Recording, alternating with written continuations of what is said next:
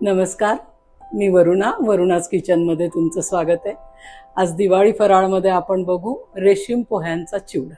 यासाठी लागणारं साहित्य आहे पोहे। हे रेशीम पोहे आहेत किंवा दुधी पोहे म्हणतात याला, हलके असतात खूप। जिरे पावडर, धने पावडर, शेंगादाणे, खोबऱ्याचे काप, डाळवं, कढीपत्ता, तेल, हिंग, मोहरी, जिरे, हळद, मिरची, मीठ, तीळ, चवीसाठी साखर आणि थोडीशी कोथिंबीर। या ठिकाणी आपण घेऊयात तेल, जे 60 ml आहे।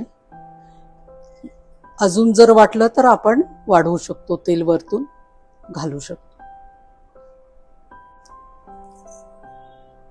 यामध्ये घालूयात आपण जिरे आणि मोहरी,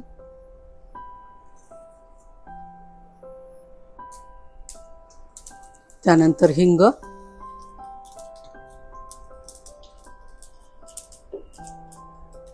हिरवी मिरची,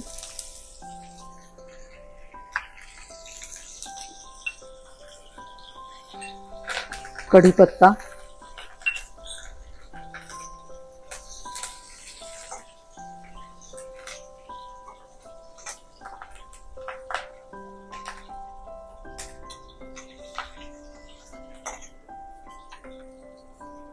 कढीपत्ता मिरची आपण आधी घालतो कारण ती ओली असते। त्यानंतर शेंगादाणे,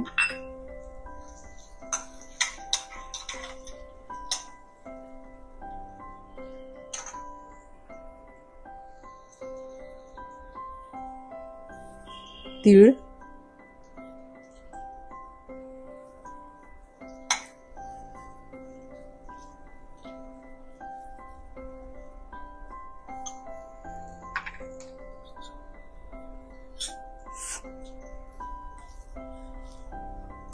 शेंगादाणे थोडेसे लालसर झाले की आपण घालूया यामध्ये डाळवं,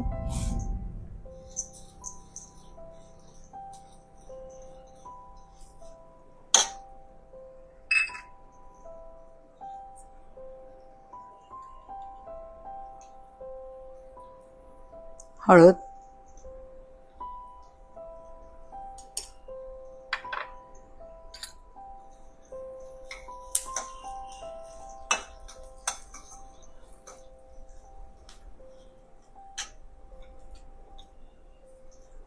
चिरलेली कोथिंबीर पण आपण घालून घेऊया।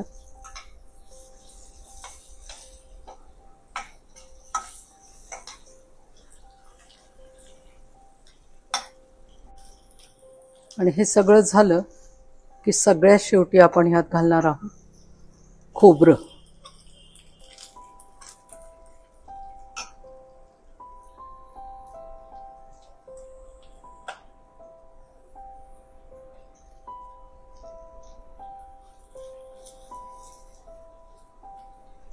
कारण खोबरं खूप पटकन लाल होतं। आता ह्यात आपण घालूया थोडीशी जिरेपूड, धनेपूड आणि पाव किलो पोह्यासाठी लागेल एवढं मीठ।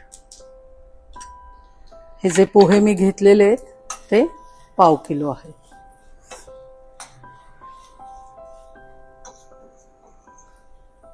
ही चिवड्यावर घालायची जी फोडणी आहे आपली ती इथे तयार झालेली आहे। आणि आता आपण हे सगळं एकत्र करून घेऊ। दूध पोहे किंवा रेशीम पोहे हे भाजावे नाही लागत त्याच्यात टाकून। हे बघा, हे खूप कुरकुरीत असतात। आवाज येईल तुम्हाला। हे भाजायची गरज नसते। हे आपण मोठ्या ह्याच्यात काढून घेऊयात। हे पाव किलो आहेत आणि ह्यामध्ये आपण आता घालणार आहोत हा जो आपला तयार झालेला मसाला आहे चिवड्यासाठी आपण बनवलेला हा। याच्यामध्ये आता आपलं फक्त राहिलेली आहे ती चवीसाठी घालायची पिठी साखर, ही आपण घालून घेऊयात